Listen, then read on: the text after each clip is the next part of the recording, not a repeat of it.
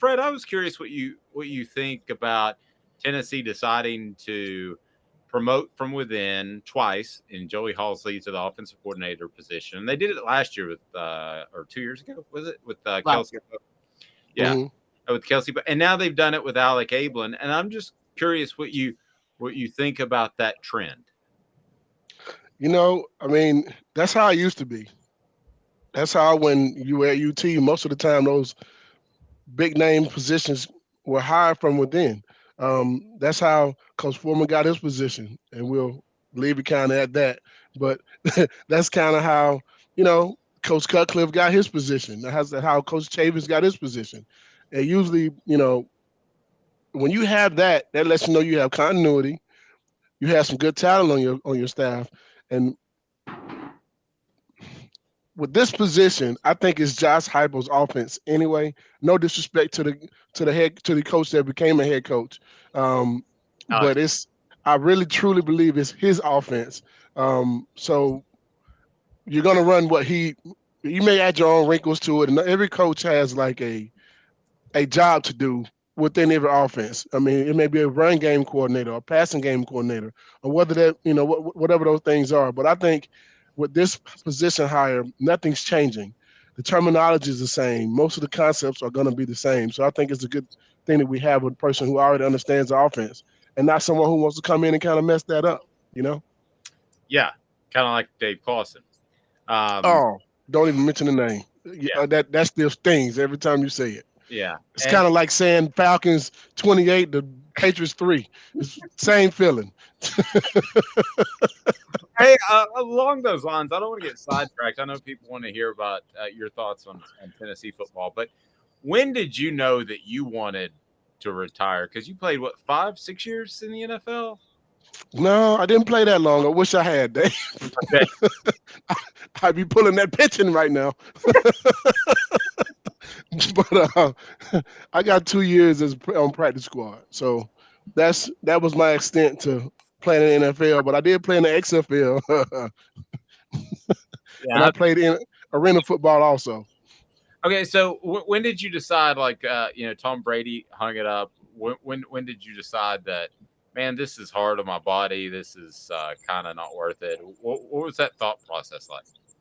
I think I was about 6 years out, and I was still working out. And I remember I went to a workout. I got a chance to go to an open workout for a team for the Panthers, and I just remember after running my 40, I looked at everyone else's 40 time, and I'm like, yeah, it might be about that time.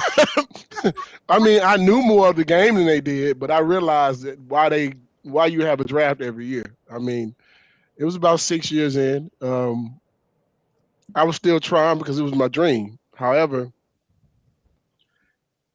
at some point, the game leaves everyone. Now, Tom Brady made it look real easy.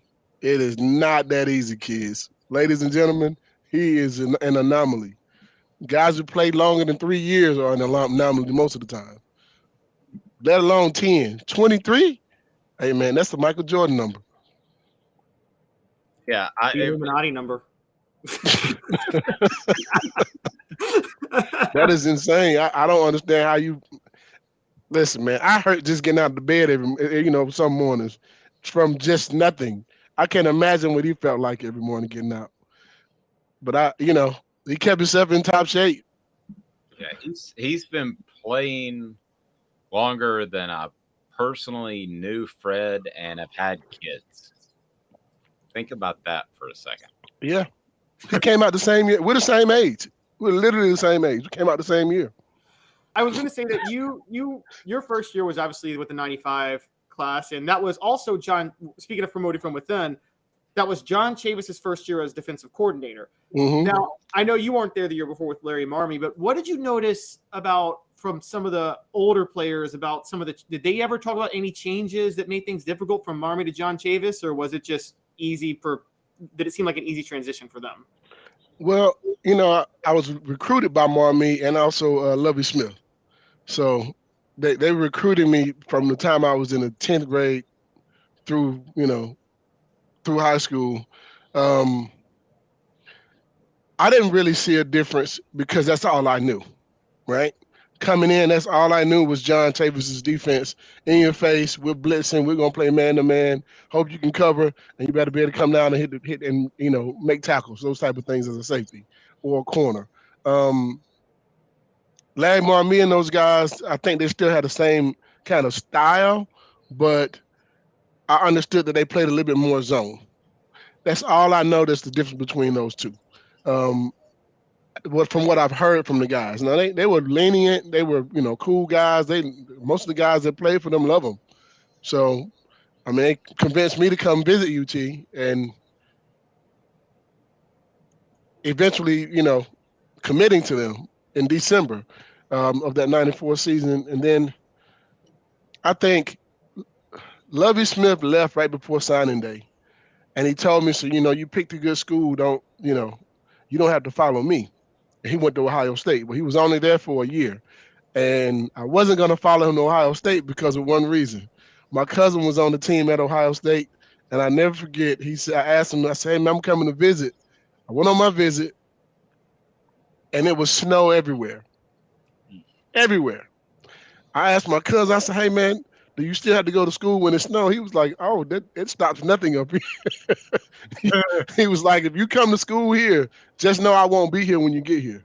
I said, "What do you mean, sir?" "I'm transferring. I'm going back south." And Oh, sure enough, he did. I saw him at the bowl game we played against Ohio State in the Citrus Bowl, and I saw him, and he was like, "Yep, this is my last game with Ohio State. I'm not even going back after the bowl game." And he didn't. oh no, and Fred and I back in the day did a radio show in the snow where a client didn't want to let us inside. That was a lot of fun.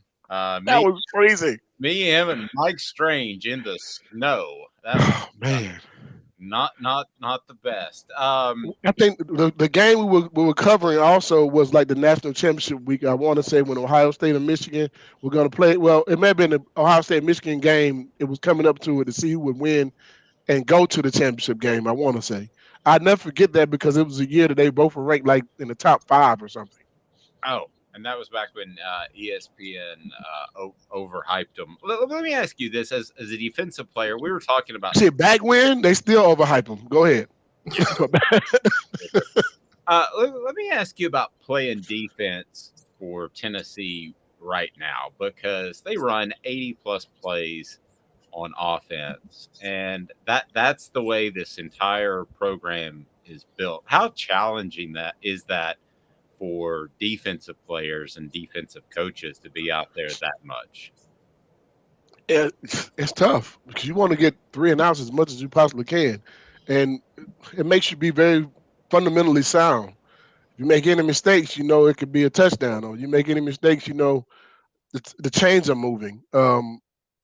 That speed brings chaos. You know what I mean? And chaos is not good if you can sit back and just methodically go through a football game and they're going to take this much time off the clock every time. You kind of get a chance to read your keys easier. It's not harder to read your keys when they're moving so fast.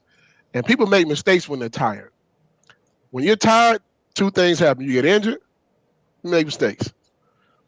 So that fast pace, if you know what you're doing on offense, and every offensive guy knows exactly where he's going, so it makes a difference in how fast we play. I mean, it makes you be on your P's and Q's as a defense. And if you add into that a quarterback that can run, game's over. I mean, it's a different ball game at that point.